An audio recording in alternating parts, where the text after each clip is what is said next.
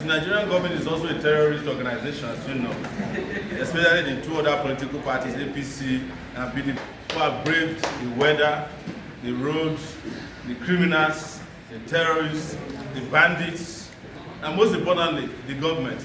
Because the Nigerian government is also a terrorist organization, as you know, especially the two other political parties, APC and PDP, according to the Canadian. I didn't say it. There was a Canadian court that said it. So they are also a terrorist organization. But luckily enough, we are not a terrorist organization. Thank you so much for coming. Let me thank our INEC observers once again. We make sure that we end your misery very soon by listening this. And we promise you, you will not need a helmet to attend our party convention like you do for AAC and APC and PDP. It is so bad for that of PDP, I don't even think they attended the last one in Ibadan. No guarantee of safety. These parties are going to come to us. In embracing them, we should ensure that we embrace the best amongst them. Don't just open your hands up to anybody that comes and say, AAC, we heard that you are the most popular party now, we want to join. No, we only want people who believe in what we believe to join our party. Because the party has a task at hand, that is to save the country known as Nigeria. And there's nobody in-house, sorry, you can hear me better now. There's nobody here who is new to that. And those of you who are new to fighting, please, after we finish this convention, check your BP. It's true. I want to make a revelation to you now that in 2019 when I was arrested by the DSS, they compiled the name of all the AAC leaders and wanted to arrest them and join them with me for treason. They realized that to charge somebody for treason, he needs co-conspirators. So they wanted to charge everybody. When somebody told them that it would look too political, they went and arrested a friend of mine known as Mandate, a young boy he was my co-conspirator. And what they wanted to do was to ruin his life. But today, Mandate is not in our midst. We got him out of this country, and he has graduated as a law student.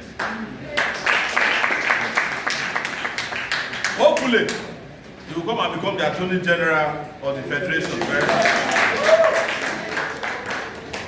But I cannot do my speech without thanking the team of leaders here on the high table who have kept this party together with their bare hands, with nothing in return, with no extra codes, with no allowances, no salary, nothing. It's not as if they're entitled to salaries. But you know that some parties, when you see their leaders, you can tell by the kind of car they are driving, the party where they come from. And I'm not joking. INEC is there. We go to INEC quarterly meetings. And when it's time to leave, they will come and mock us. Sowore, how are you going to leave this place? Say, Uber. I say, why are you doing political party? Because I'm serious, there are smaller parties, smaller than us. When they are driving out, we'll be looking at them where we are waiting for Uber. The one we drive past us with bamboos, that's Mercedes Benz. The big, I think we know of two party leaders that have those 150 million naira. But me and Ina has one car. Yeah. I don't allow him to carry me because his car doesn't have AC. And with Uber, you can be lucky to have somebody and you know Abuja weather is not the nicest. So it's always like, let me drop you. I say, why don't you go? Because I also don't like the idea of pushing a car on the streets of Abuja. Honestly. You know, I want people to mock me for a lot of things, but to say that we saw Sowore pushing a car, it's not exactly good on Twitter. And anytime they see us, the first thing they do is to bring out their camera. In this Abuja, I cannot eat without being looking around because somebody has already flipped his camera. They want to show you that the way I'm eating, I look like a hungry person. But eat, we must. To come back to them, please give them a round of applause for keeping this party together.